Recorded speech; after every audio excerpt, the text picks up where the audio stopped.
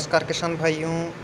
आज सबसे बड़ी जो बात है वो मैं किसानों की फसल के बारे में बताने वाला हूँ, क्योंकि वही सारी समस्याएं जो किसान झेलता है और उन समस्याओं के द्वारा जो हमारे किसान भाई को सबसे बड़ी प्रॉब्लम आती है वो है इल्ली की।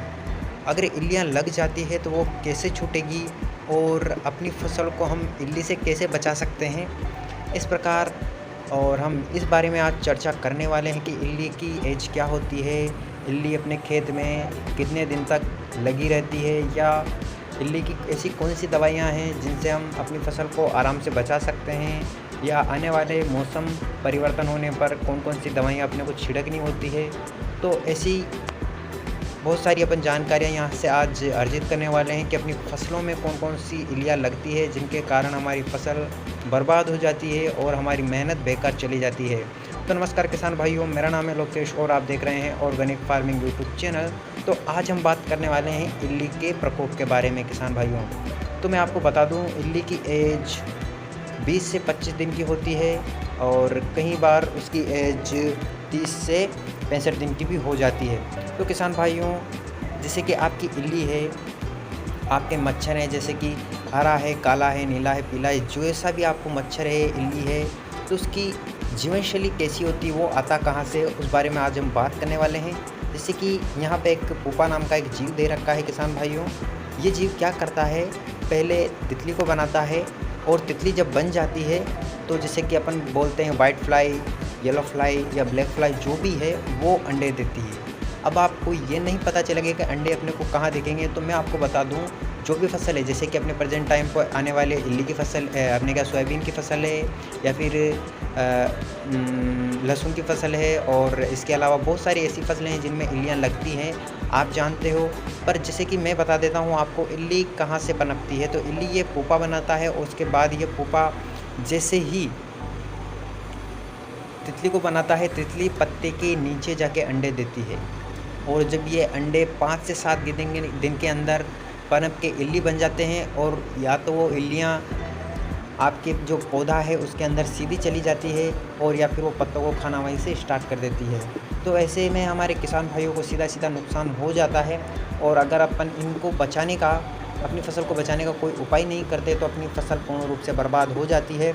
ऐसे में मैं आपके लिए बहुत ही ज़बरदस्त तरीके ऐसे लेके आया हूँ जिससे आप अपनी फसल को बचा सकते हो किसान भाइयों।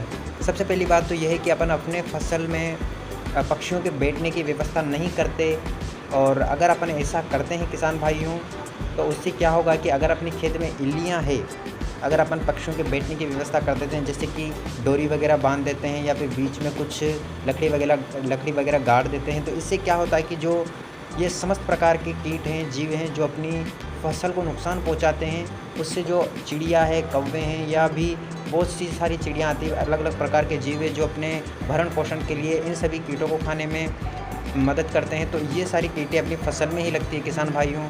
तो हमें क्या करना है कि जब भी हम फसल बोते हैं, जैसे कि सोयाबीन है, चना है, मक्का है, इन सभी में अपने क्या, एक तो पक्षियों के बैठने की व्यवस्था करना है। जैसे कि सोयाबीन की फसल इसमें छोटी होती है, तो अपन इसमें एक तो पक्षियों के बैठने की व्यवस्था कर सकते हैं, जिससे कि ये सारे कीटाणु, मच्छर जो भी है अपनी फसल को नुकसान पहुंचाते, तो ये चिड़िया जो पक्षी हैं उनको खा लेंगे और आपकी फसल को नुकसान से बचा देंगे। सबसे पहला तरीका यही है।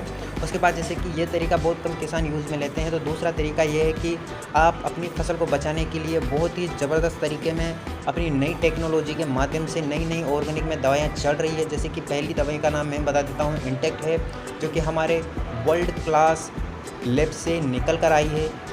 इंटेक्ट की थोड़ी सी परिचय दे देता हूँ। अगर इंटेक्ट आप यूज़ करते हो तो बायो 99 प्लस इंटेक्ट मिलाकर आप यूज़ कर सकते हो। उसको बहुत ही ज़बरदस्त प्रोडक्ट है, और इंटेक्ट का लिंक मैं आपको डिस्क्रिप्शन में दे दूँगा, और आप वहाँ से इंटेक्ट ऑनलाइन ख़रीद सकते हो, ऑनलाइन मंगवा सकते हो दोस्तों।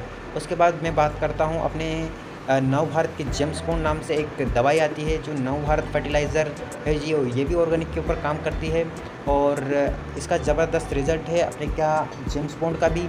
और आपको सोयाबीन की फसल, चने की फसल, इसमें आप इसका यूज़ कर सकते हो, और 20 से 25 दिन का ऐसा ज़बरदस्त रिज़ल्ट है।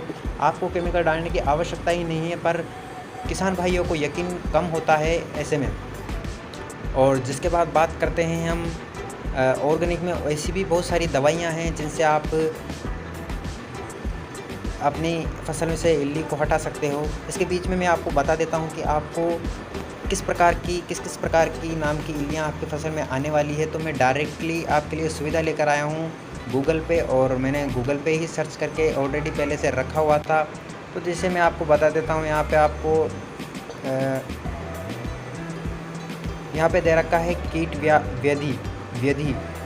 तो यहाँ पर है, पहला है तना छेदक कीट। ये तना छेदक, ये इसमें दे रखा है तना मक्खी। मतलब यहाँ पे ये है कि जो मक्खी है, तितली है, उससे भी यहाँ पर आपको इल्लियाँ नज़र आएगी। इल्लियाँ बनाती है क्योंकि ये, और उसके बाद है पत्तियाँ खाने वाले कीट। यहाँ पर इतने सारे कीट हैं दोस्तों, जो कि आपकी फसल को, सोयाबीन की, चने की, मक्का की, अदर जो भी फसल है उन सभी में अपने ये सारे कीट लगते हैं। जैसे कि हरी अर्धकुंडलाकार इल्ली, और इसमें इधर पीछे वाला नाम इंग्लिश में है। उसके बाद हरी अर्धकुंडलाकार इल्ली, भूरी धारीदार अर्धकुंडला इल्ली और तंबाकू इल्ली, बिहार काबलिया कीट, सोयाबीन का फली छेदक, जो आपकी फसल में गर्दन में जाके सीधा आपकी सोयाबीन को नुकसान पहुंचाता है, उसके बारे में यहाँ पर बताया गया है। उसके बाद क्या क्या रस चूसक कीट आपकी फसल में लगने वाले हैं, यहाँ पर सीधा दिखा रखा है कि रस चूसक कीट सफ़ेद मक्खी है, जो आपकी जो सफ़ेद मक्खी जो मैंने बताया है उसे वाइट फ्लाई बोलते हैं, सफ़ेद मच्छर बोलते हैं, जो कि रस चूसता है आपकी फसल का, लहसुन का भी, और जिसे अपन वाइट थ्रिप्स बोलते हैं। तो इस टाइप की है लाल मकड़ी। तो ये मकड़ी भी आपकी फसल को नुकसान पहुंचाती है। उसी के साथ सफ़ेद सुंडी, जिसे अपन बोलते हैं, पहला तो अपनी हाड़ौती भाषा में उड़ने वाला, जिसे देखते हैं ना अपन, कहीं बारिश के मौसम में दिखाई देता है। तो ये सुंडी आप जान जाओगे, अपने खेतों में बहुत दिखता है। और उसके बाद मैं आपको बता देता हूँ कि इल्ली का जीवन काल कितना है। तो अपन सीधा जाते हैं अपनी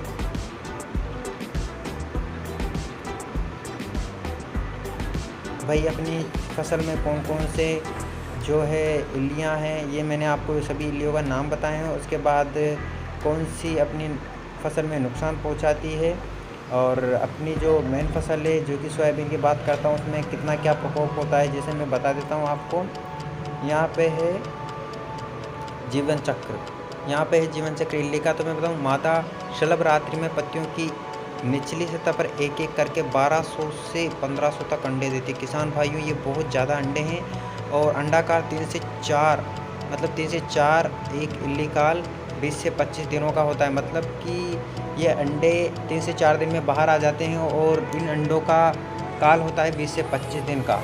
मतलब कि इल्लियों का काल 20 से 25 दिन का। तो पूर्व विकसित इल्ली भूमि में गहराई में जाकर मिट्टी में शंकी के रूप में परिवर्तित हो जाती है। मतलब कि वो जब नीचे जाती है तो शंकी के रूप में परिवर्तित हो जाती है। शंकी का काल है 9 से 13 दिनों का होता है किसान भाइयों। तो कीट अपना एक जीवन चक्र 30 से 35 दिनों का पूर्ण करती है। मतलब कि इल्ली जो अपनी फसल को सबसे ज़्यादा नुकसान पहुंचाती है, उसका जीवन काल है 31 से 35 दिन किसान भाइयों। ये मैंने आपको ऑनलाइन गूगल पे बताया सीधा।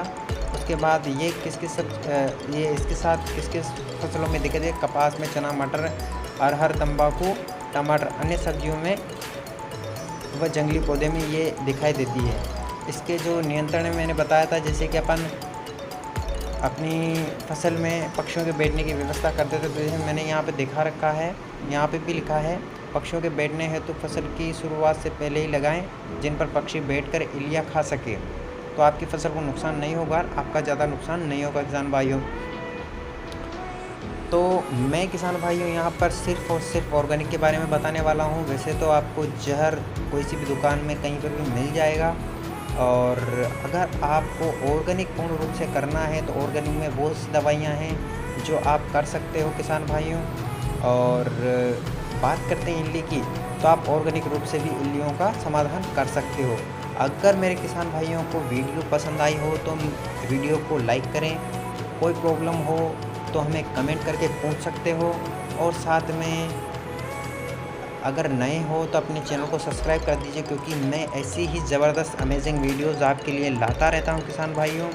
और अपने किसान साथियों को शेयर कीजिए ताकि उनको इल्ली के जीवन काल के बारे में पता चले, इल्ली को कैसे भगाना है और उनको इल्ली अपनी फसल को कैसे बचाना है उस बारे में वो सोच सके। तो किसान भाइयों, मिलते हैं अगली वीडियो के साथ। जय हिंद, जय भारत।